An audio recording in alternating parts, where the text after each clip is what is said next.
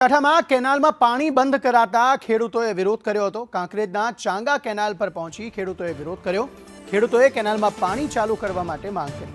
શિરવાડા, જાખેલ, વરસડા અને રૂબેલ ગામના ખેડૂતોએ વિરોધ કર્યો હતો।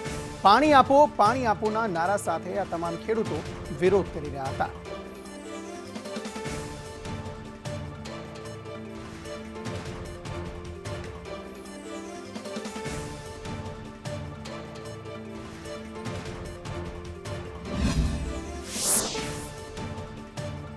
तो एक तरफ दृश्यों थरादना छे, बीजी तरफ दृश्यों कांकरेजना छे। धवल जोशी आ अंगे વધુ માહિતી આપી રહ્યા છે। ધવલ, જણાવશો શું વધુ વિગતો?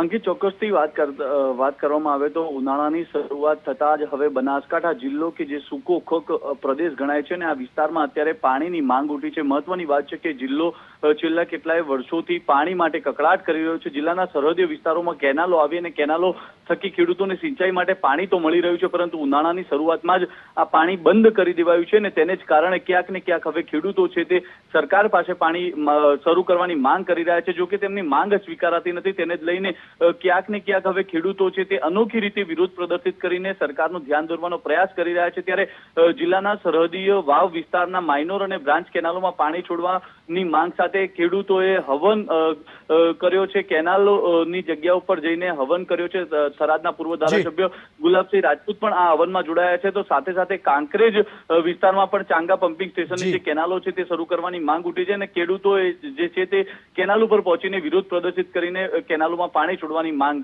છે તે કરતા જોવા મળી રહ્યા છે। આભાર સમગ્ર માહિતી આપવા માટે।